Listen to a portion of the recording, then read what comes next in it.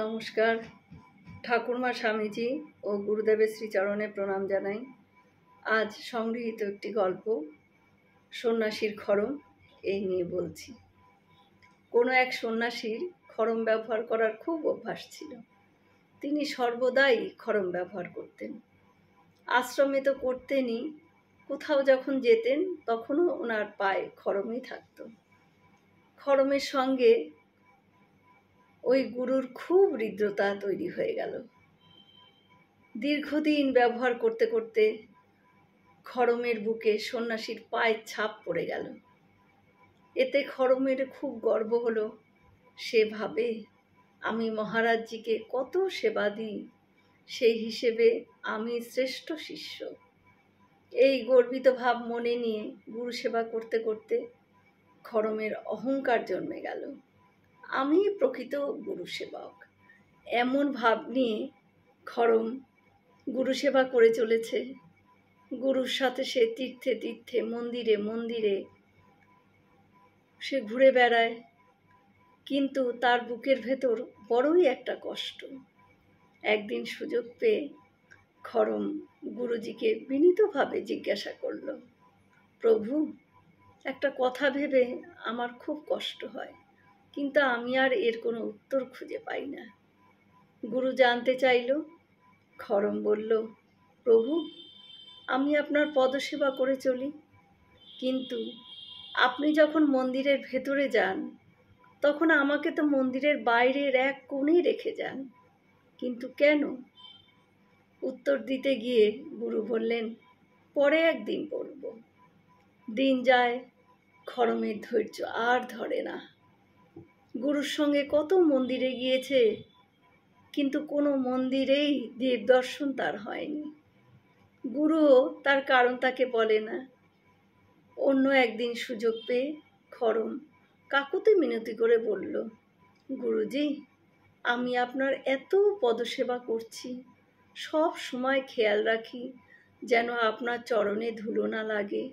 ভেবে দেখুন, আমি আপনার চরণ যুগলকে জল, মাটি, কাদা সমস্ত কিছু থেকে রক্ষা করি। আমি নিজে নোংরা মেখে আপনার চরণ যুগল পরিষ্কার রাখি। এমনকি আপনার চরণ যুগলের চিহ্ন আমার বুকে ধারণ করে রেখেছি। তবুও আপনি আমাকে দেব দর্শনের সুযোগ দেন না কেন? এবার আপনাকে তো এর উত্তর দিতেই হবে। গুরু গম্ভীর মুখে বললেন, সে তোর স্বভাবের জন্য। তুই যা বলেছিস সব ঠিক। আমার পায়ের ছাপ তোর বুকে আছে, জলে কাদায় তুই আমাকে রক্ষা করে চলছিস, সব ঠিক, কিন্তু তোর স্বভাব খুব খারাপ।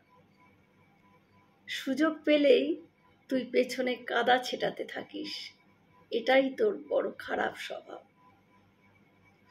যারা পেছনে কাদা ছেটায় তারা কখনো দেব দর্শনের যোগ্য নয়।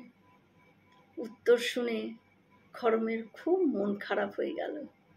সে ভারাক্রান্ত মনে বলল, আচ্ছা গুরুদেব, যখন আপনি আর এই জগতে থাকবেন না, তখন তো ভক্তরা আমাকেই দেবতার পাশে কিংবা সামনে রেখে পুজো করবে। এ কথা শুনে গুরু বললেন, ঠিক বলেছিস, তখন ভক্তরা তোকেই গুরু মেনে পুজো করবে।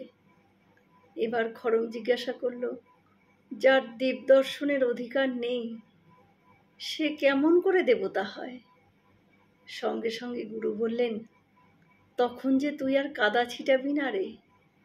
যারা কাদা ছেটায়, অর্থাৎ যারা কিনা পরনিন্দা, পরচর্চা, যারা অন্যের ছেদা খুঁজে বেড়ায়, তারা দেব দর্শনের যোগ্য নয়। আবার তারাই যদি ওই পরনিন্দা, পরচর্চা ছেড়ে দেয়, তবে নিজেরাই দেবতা হয়ে যেতে পারে। মা বলেছিলেন, যদি সুখী হতে চাও তবে মা কারুর দোষ দেখো না, দোষ দেখো নিজের। নমস্কার। হয়তো অনেক ভুল ত্রুটি হয়ে গেল, ক্ষমা করে দেবেন। সকলে ভালো থাকবেন, সুস্থ থাকবেন। ঠাকুর মায়ের কৃপা দৃষ্টি সকলের উপর বর্ষিত হোক। শুভরাত্রি।